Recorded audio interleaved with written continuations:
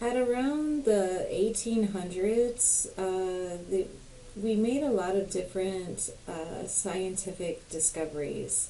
And this one is really interesting here. This one is Leeuwenhoek, and he developed microscopes, and the microscopes that he developed were pretty good even by today's standards. And so he had put sperm under the microscope. So before Leeuwenhoek's time, they didn't understand what sperm was. And as a matter of fact, they kind of thought that people thought that sperm and semen was like the basis of a baby. So you would put the baby inside of the woman, and then the woman would kind of cook it. And this may have been one of the reasons why anal sex was seen as so bad, oral sex, masturbation, because if you don't understand what semen is and that it meets the egg, then you're thinking like putting the baby somewhere else would be a terrible sin, right? If that's fluid is like the beginnings of a baby, and you're putting it in a place where you can't make a baby, then of course that you can see why they would be so against masturbation, so against any form of sex that's not male-female kind of procreation sex.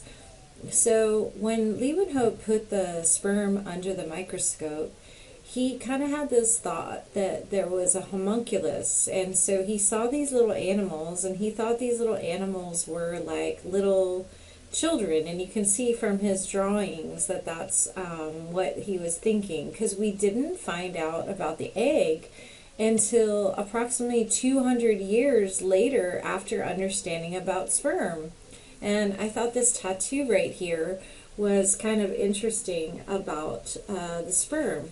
So I'm going to keep going on this kind of scientific lecture, and then I have like some a video to show you about this, but I'll keep going on this one just because they tie in together. So in 1854 is the discovery of the fusion of the egg. So all the way from 1675 until 1854, you know, they were starting to understand, this is sperm, we put it under the microscope, interesting stuff, we don't know how it works. And then finally in 1854, this led to the discovery of the fusion of the egg and the sperm. And some people will say they found it in a sea cucumber. I've seen some articles, but the original article that I read said a frog, so I'm going to kind of stick with that it was a frog. So then once they figured out, oh, the woman has a role in having the baby other than just, you know, putting the sperm up inside of her and then she is like allowing it to grow inside of her, then this led to kind of the eugenics movement, you know, with Hitler, where I'm going to create a race of just blonde-haired, blue eyes. And so this led to like people really frowning upon the two races intermixing.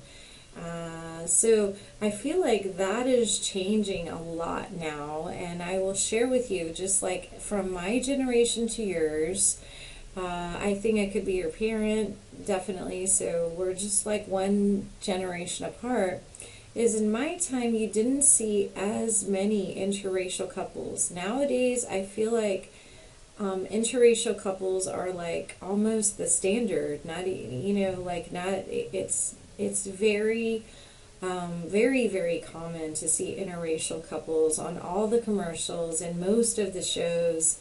It's not, that's not the way that it used to be. So I'm glad that we're moving towards this whole new just intermixing. People are just people, but I also know that, you know, there's still some like stigma around that and could be part of your family. Okay, so we're gonna stop there and let's watch these fun little videos.